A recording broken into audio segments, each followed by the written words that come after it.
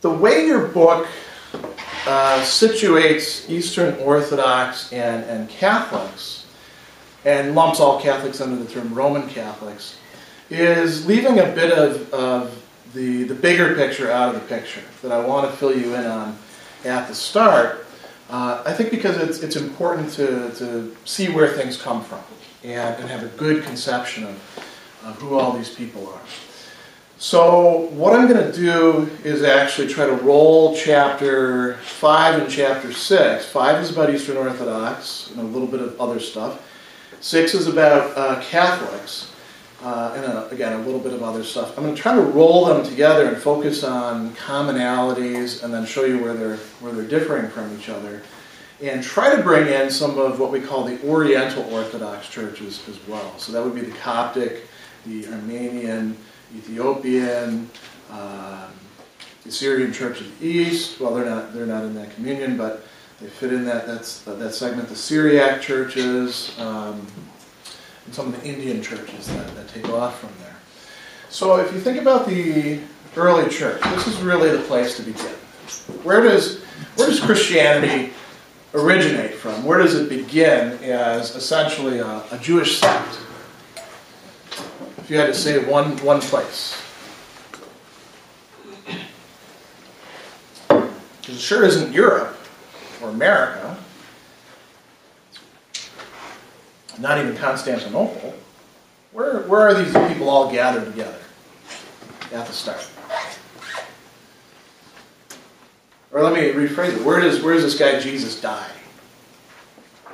That's part of the central narrative during Passover time. Go ahead.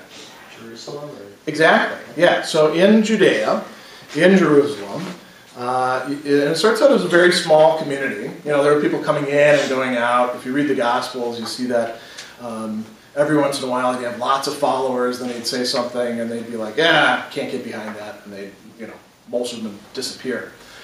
It becomes a going concern after his death, and you get this entire community forming around this notion of the resurrected Christ. And there's a lot more to be said about that, but I'm not going to, we're doing big picture thumbnail kind of sketch stuff, so I'm not going to go into any deep theology here.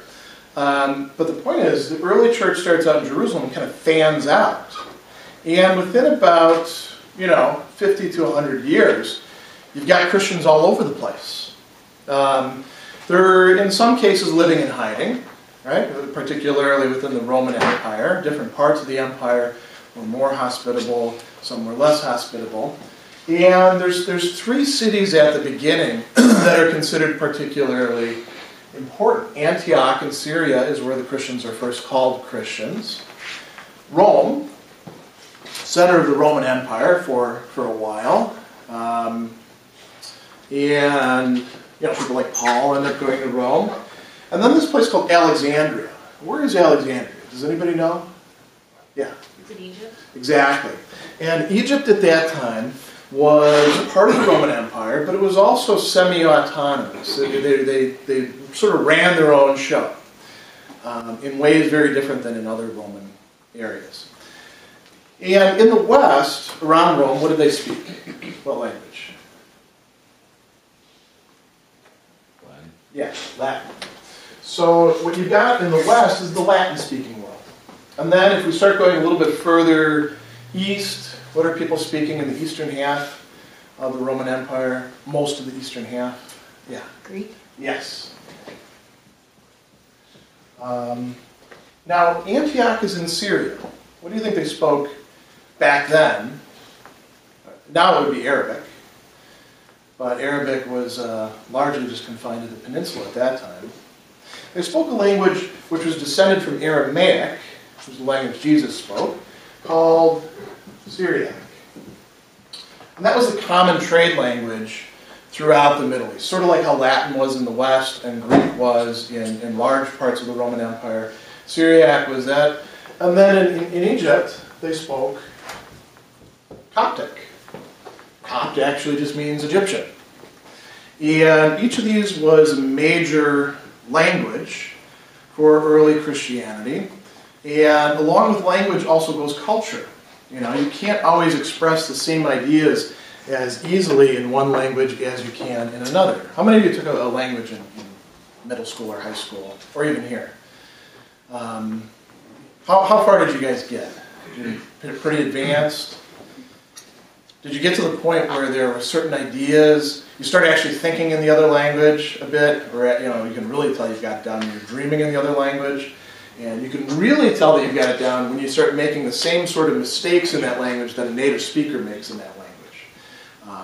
With languages come views on the world, on substance, on what the meanings of things are, and there wasn't always a perfect translation between all of these. I should put up here another city, Constantinople.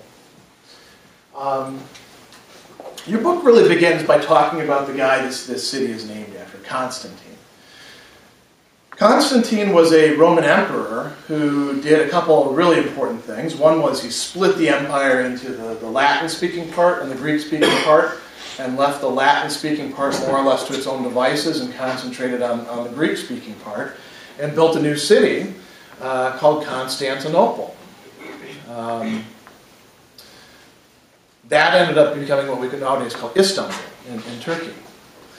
Constantinople eventually attained the same sort of status as these other cities, and then Jerusalem got thrown into the mix. What ends up happening over time is that these areas end up having churches, and not just local individual churches, but larger dioceses, larger patriarchates, larger organizational entities. So in the West, the Bishop of Rome becomes the person who is seen as, the top guy. And all those churches in the West are more or less under him. In the Egyptian church, it's the Bishop of Alexandria who's really important. The Patriarch of Alexandria, actually called the Coptic Pope. We have these other things. And eventually, the real power in the East was here. This is where the imperial power lay. And there's some political things that ended up taking place. They intersected with linguistic things that are taking place. They intersected with theological developments, which we'll get to in a minute, that are taking place. And long story short, two important sets of things start happening. One is you start seeing splits between these groups. So, for example, in the Antiochian tradition, you have some of these other Syrian churches, let's say Syriac churches, and you also have something called the Assyrian Church of the East.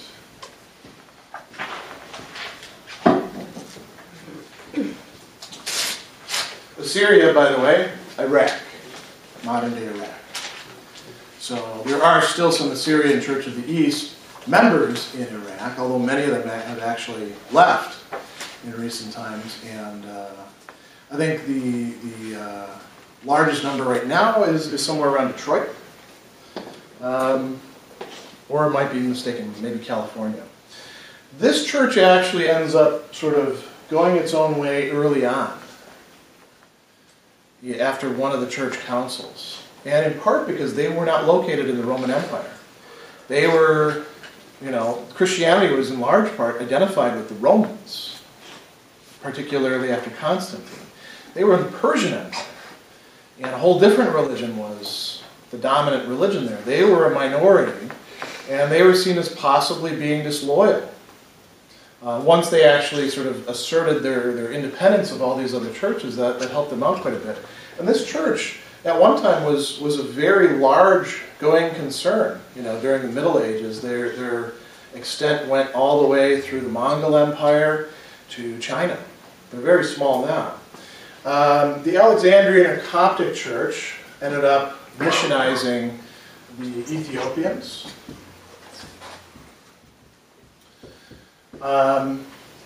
And recently, another church has split off from them. Another important group that fits in here as well is the Armenians. The Armenians at one time were a major power. They were a buffer state between Rome and Persia. And Armenia is actually the first country to make Christianity the state religion. And they used their own language and their own liturgy, which came from sort of a mix between these and then a lot of elements that they introduced as well.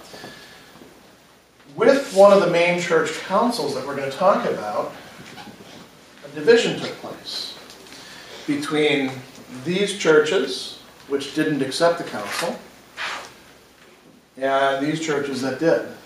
That'd be the Council of Chalcedon. All of these churches accepted the first main council. The Assyrian Church of the East eventually breaks off. These churches start going their own separate way. These churches are together for a while.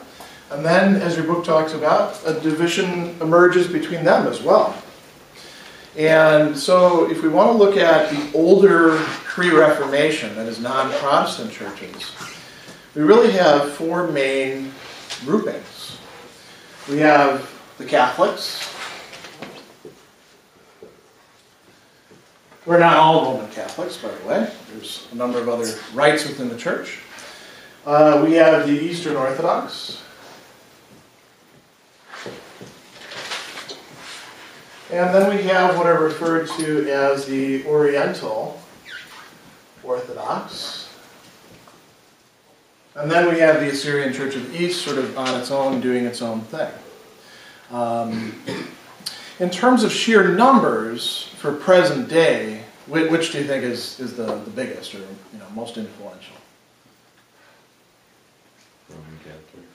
Yeah, Catholics. Roman Catholics is one group of them, the largest rite within the church. And depending on how you count, there's about 1 billion of them. So, pretty significant part of the world's population. There's a lot of Eastern Orthodox, in part because there's not a lot of Greeks, particularly in Turkey anymore. There are Greek Orthodox, but what are some of the other nationalities that you would associate with the Orthodox? The Russian Orthodox, that's a big church. Any other ones you can think of right off the bat? Yeah. Ukrainian, maybe? Yeah, Ukrainian Orthodox, although a lot of Ukrainians are actually Catholic, Eastern Rite Catholics. What else? Any other groups? Yeah. Greek Orthodox. Greek Orthodox, which would be, originally coming from Constantinople, part of the Greek Empire. There's all these Slavic people that come in originally as invaders, many of them, and end up being converted through mission work by the Greeks, and then become part of the Orthodox structure. So Serbians, Bulgarians, Macedonians, list a whole bunch of these, but most of them tend to be Slavic. Then we have this communion over here, which includes the Syriac churches, the Armenian Church, the Coptic, Ethiopian churches, the Oriental Orthodox communion. And then we have the much smaller Assyrian Church of the East. And as we start going further and further east, the numbers get smaller, in part because Christianity has waned considerably.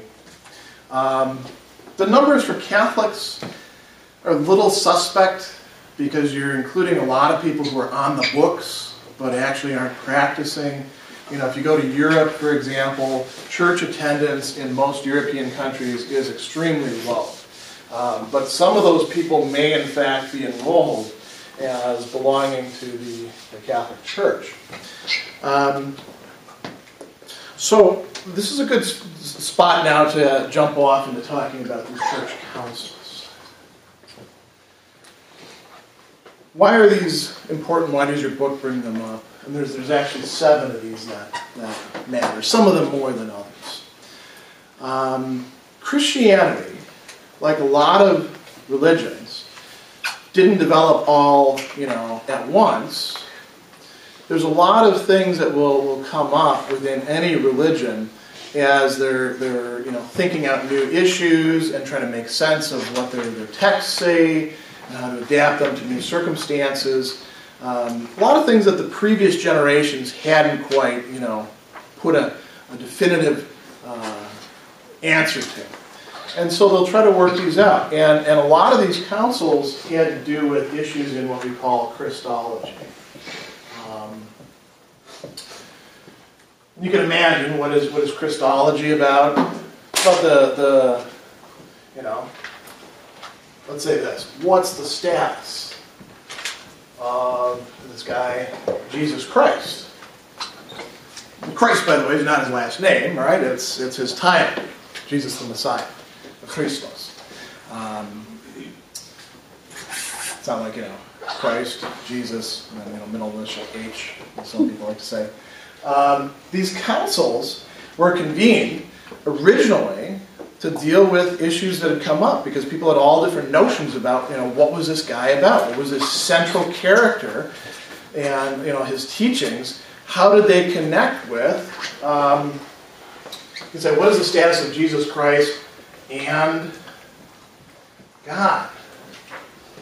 Now, if you put it like that, it kind of sounds like Jesus Christ isn't God. And that's actually what some of the people in the early church that were quite influential, they actually took over entire dioceses at one point. The Arians thought. They thought he's actually a creature. And I'm gonna say things that are very oversimplistic about these. These are much more complicated than what I'm laying out here. But it's we want to get through a lot of material. So the Arians taught that Jesus, he actually was the Son of God, but to be the Son of God meant to be a created being. And in these councils, what they would do is they would gather the representatives of the Christian communities, and who do you think those were at the time? Did they vote and say, all right, we got to send somebody from Cilicia, I nominate him, everyone else nominates her, I don't know, let's take a vote. Do you think that's how they did it? There wasn't a lot of representative democracy back then. It was the bishops. Makes sense, because the bishops were the guys who were generally in charge of making sure everything was going right in their diocese anyway. It was a big struggle, by the way. One job I wouldn't want to have, being a bishop. And the bishops would gather and they would argue about this, and they would, refer to Scripture, and they would say, here's what, Saint so-and-so had to say about it that might have been illuminating. And eventually they would hash out an answer. And the majority answer was the Orthodox. So we have what's going on here in each of these cases is a division between orthodoxy and heresy, which comes from the Greek word for sort of choice or faction, heresis, to select a part.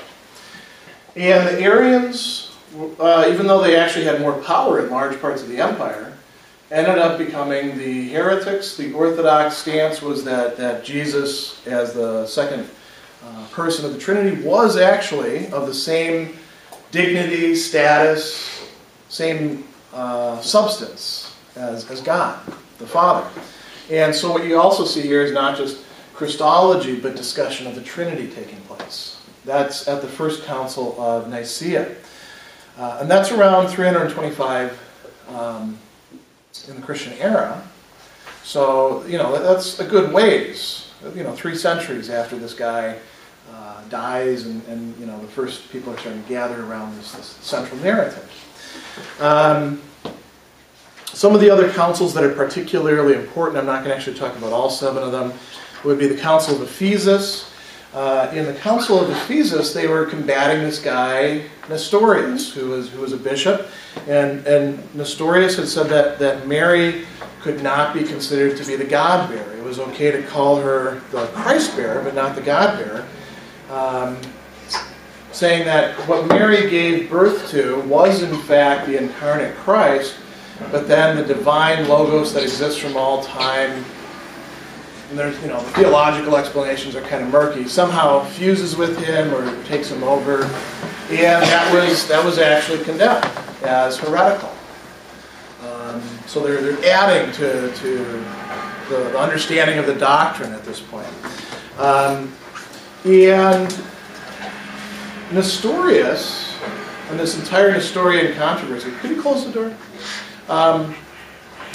This is one of the places where the Assyrian Church of the East actually breaks off. They weren't really represented at the council, so it makes sense for them to say, yeah, we're not signing on to this. But all this discussion was really taking place in Greek. It makes it hard to translate across. And the Nestorians end up getting refuge in the Persian Empire, and a lot of them, within the Assyrian Church of the East. As it turns out, a lot of these things ended up being more political than actually theological. Council of Chalcedon was convened, now we're talking about in the 400s, to deal in part with another council that had been kind of controversial, called the Robber Council. And they affirmed that Christ had two and full distinct natures. This is something that they argued about quite a bit. One human nature, being completely human, one completely divine. And now if you're going to say stuff like that, you got a lot of explaining to do, right? How do these connect up with each other? Is there just one? Or are there really two? How can they be united in the same person? And that's what they tried to do at the Council of Chalcedon. And the people that ended up becoming seen as heretical after that were called monophysites. And a lot of those Oriental Orthodox churches were seen from the Orthodox or Catholic perspective as monophysites. As it turns out, a lot of it had to do with linguistic difficulties in getting across the same concepts. We're dealing with some really high-level metaphysics here, and it's difficult to do in any language. Imagine trying to do that.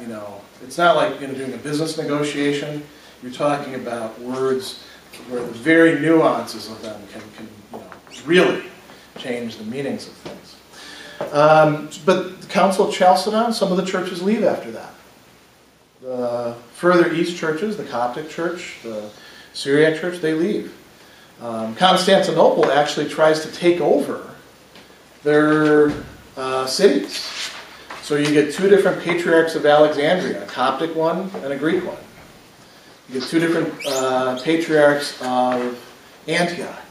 Again, a Syriac one and a Greek one.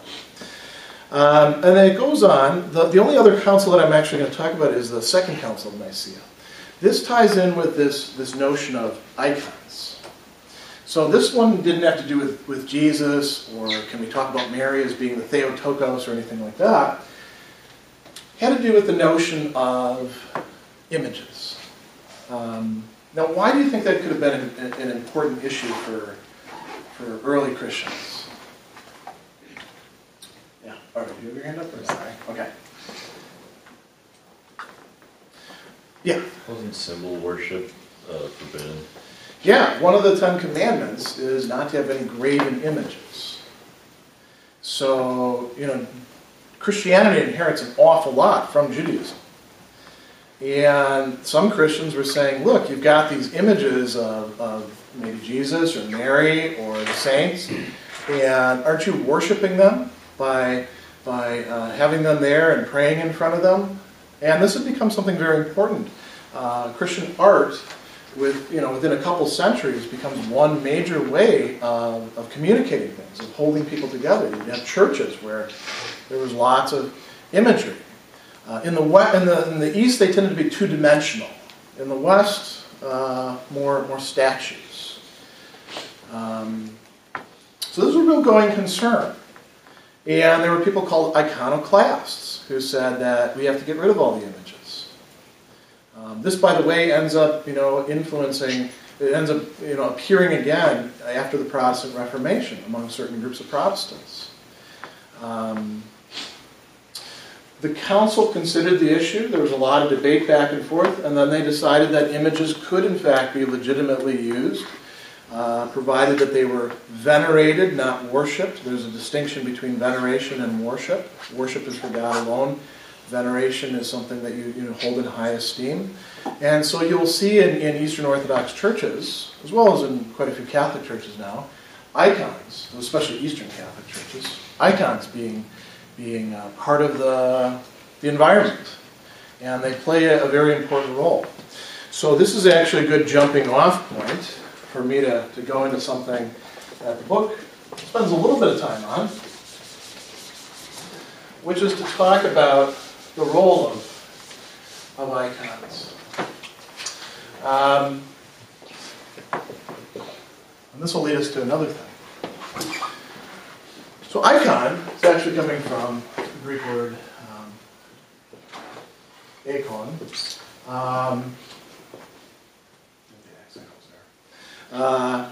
Means an image. And in Orthodoxy, and this also applies to the other Eastern churches, you'd have a frame of some sort, and usually it would be painting, sometimes it could be a mosaic, sometimes it was done on wood, and there might be, I had you look at those pictures beforehand because I'm terrible at drawing. Imagine that's like a happy saint or a Jesus, and oftentimes will be a halo around them. And these are very stylized. A lot of use of gold leaf in many of them. And it's not meant to be like a photograph. It's not supposed to be a perfect visual representation. This is exactly what St. Nicholas looked like, or this is exactly what Catherine of Alexandria looked like, or this is exactly what Jesus looked like. Although some scholars actually do think that the old Pancrator ones may in fact reflect what Jesus did look like. The idea behind the icon, think about when we have pictures. So we'll use an example out of your ordinary life. Where do you guys store most of your pictures? Well, on your phone for a while, but then they start building up. Do you have sites that you end up storing your pictures on? Where do you upload your pictures to? Different people are getting, some are Instagram if they're kind of hipsterish and want to use filters. And a lot of people use, Picasa or Flickr or things like that. But where do a lot of other people put their pictures? Where do you put the pictures that might get you in trouble? Facebook. Exactly. So you have all these albums in Facebook. Sometimes people put pictures of them drinking or doing illegal activity. It's not smart because the cops troll those and look through them. Now, when you have a picture of somebody in Facebook, you don't think that picture is actually looking at you, do you? No. I hope not. Some pictures seem to you walk around the room and you feel like they're following you with their eyes, Usually we have that in kind of creepy movies. The idea is that you've got a representation and it represents the thing. And the thing may be gone. Take a picture of a sunset, that sunset's done, right? And plenty of other sunsets that'll happen, but not that particular sunset. Or if you go onto my Facebook, you're going to see pictures of me when I was your age, in college. That me is 20 years gone. Never going to exist again, right? I don't even have the same cells in my body as that guy, because your cells, are sort of reshuffled every 7 years. That's very different than the notion of the icon. With the icon, you actually have presence. Your book uses this term of windows. The notion of the icon is that the worshiper is, through the icon, actually placed in the presence of the being or the event which is depicted. So if it's Christ, Pantocrator, it's literally placing you in the presence in a very, unique way. I mean, you can say God is everywhere, that kind of theology. It means, no, God is even more here. This is using some very inexact language to talk about the theology of the icon. But that's sort of the general idea behind it. So icons are used in shrines. People will pray before them. Oftentimes you'll see people venerating them, sometimes by kissing the icon. There'll usually be a glass thing over it so you're not screwing it up. And where else are you going to see a lot of icons, do you think? Church. Exactly. And you notice I mentioned that term iconostasis earlier. Iconostasis means like a whole screen of icons.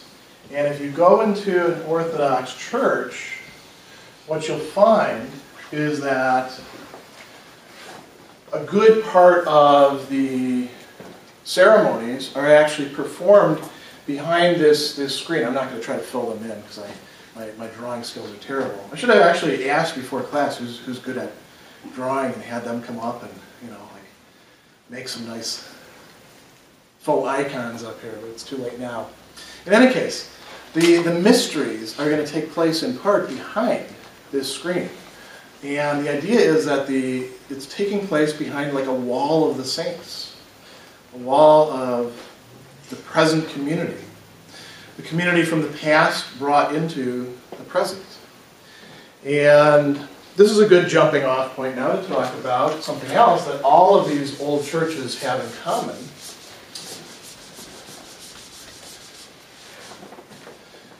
And that is this notion of, in the East, it's called mystery. What does this tend to be called in the West?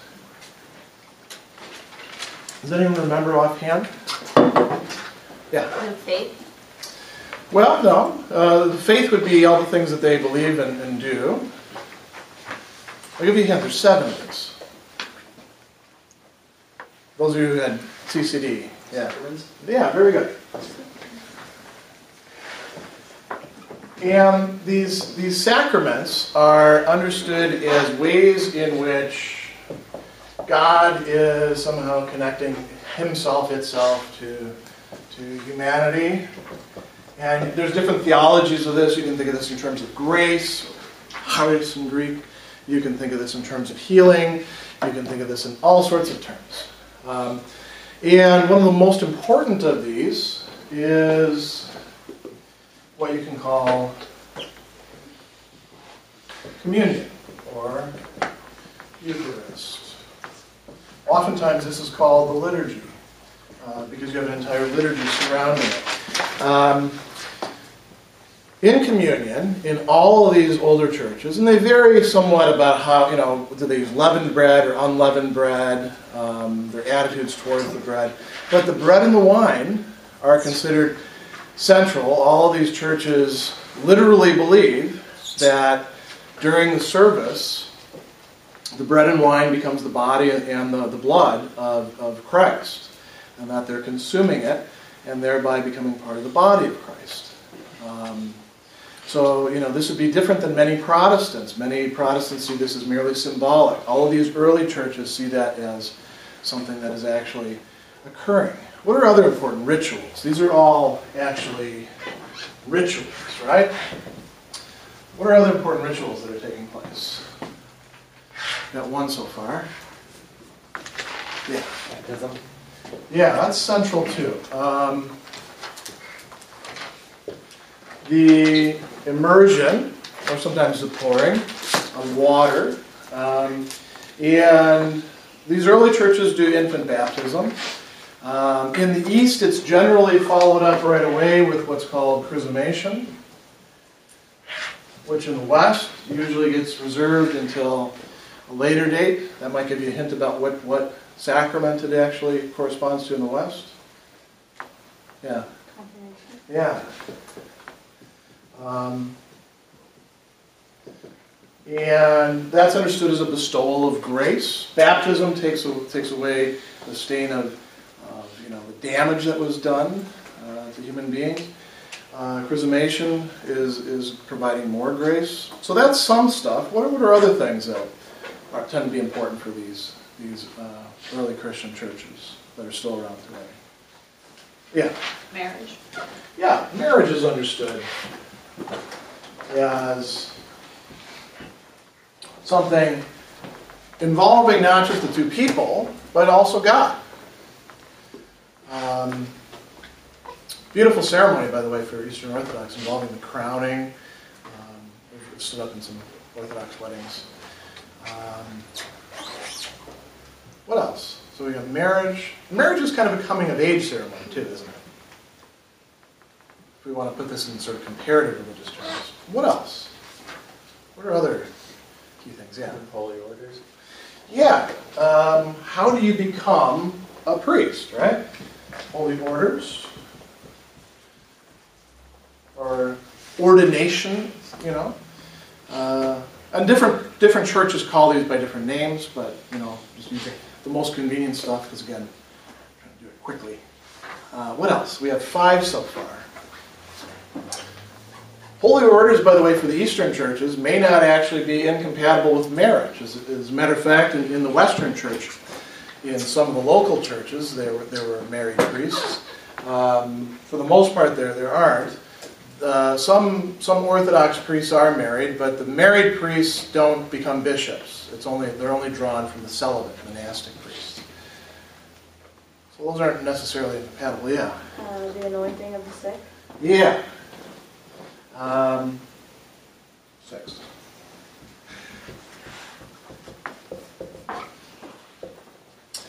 In the West, this tended after a certain point to only be done to people who are like about to die. But recently it's been sort of rethought and brought back in line with older Eastern practices where it was a healing ritual. What are we leaving out? Anything that we're missing here? Yeah. Reconciliation or Yes.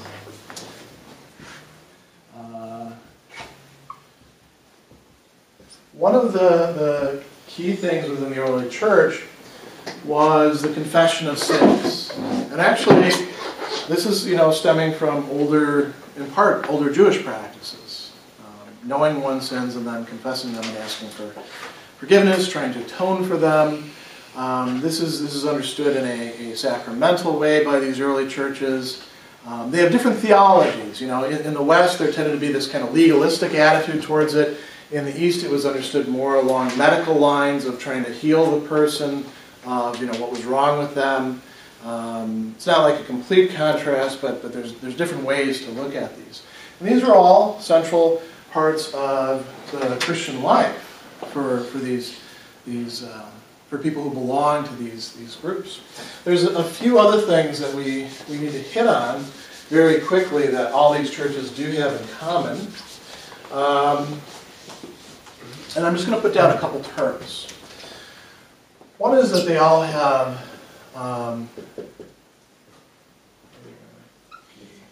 a hierarchy. They all have a sort of pyramid, top-down kind of structure to them. And at the top are going to be bishops and maybe a patriarch. And then down at the bottom, getting down there, you've got priests. And then you've got the laity, the broad, swath of people who are not ordained, not part of the clergy. And all these old churches have this structure where you're not going to have very many bishops, you have more priests, and then you have a lot of other people. And we can add a lot to this, if we also think in terms of religious orders, which would include priests, but also would include monks and nuns, men and women who take vows, decide to set themselves apart for God, generally, taking vows of poverty, chastity. There's some religious orders have other things going on there too, but also obedience to an abbot. And an abbot, by the way, in their monastery or convent actually has the power of a bishop. A bishop is somebody who's supposed to be an overseer. That's why I said I wouldn't want to have that job. If you're the bishop, you're actually supposed to be caring for all these people and making sure that the correct things are happening within the entire diocese. A lot of work involved in that. We tend to associate it with, wearing a hat and being in charge of the finances and things like that. There's a lot more to the job than that. In the Eastern Orthodox Church, the highest orders would be like the patriarchs. And traditionally, the Patriarch of Constantinople was accorded primacy. In the Western Church, who would be the top guy? Brought him up earlier. Give you a hint. The current one's name is Francis. Pope. The Pope, right. And the Pope is really the Bishop of Rome. And he's assisted, like the book points out, by this entire apparatus. There's a whole bureaucracy around them called the curia. Imagine trying to be in charge of, anywhere from 500 million to 1 billion people. It's a lot of paperwork, I have a lot to do just with 25 of you in a class for a semester. Imagine you're in charge for life. You need a lot of assistance. People always ask, where do cardinals fit into this then? Are they like, maybe at this level? First you start out like as a layperson, then you become a priest, and then you become a monsignor, then you become a bishop, then you become a cardinal, then you become pope. Is that how it works? Monsignor and cardinal are actually honorific titles. And they don't exist in the East. They're for the Roman Church, the Catholic Church. A cardinal is somebody who has one job, basically, as cardinal. What is it? They only do it once in a while, too. Oh, that's it. They get to be part of the voting committee, and theoretically, lots of people could be cardinals who aren't cardinals. Nowadays, they tend to be drawn from the ranks of the bishops. But it's an honorific title. You get to wear a red hat. To add some other things to the vestments, as far as I remember. But by itself, it doesn't mean something. So when they're talking about cardinal so-and-so, or we're going to leave that up to the cardinal to decide, a lot of times people get the sense that, cardinals are in charge of bishops. Really, all the bishops are only accountable to one other person, one bishop, and to each other in council, together, as a collegiate. We've covered a lot of things. We've also skipped over quite a bit from this chapter, but we do need to get into chapter 7.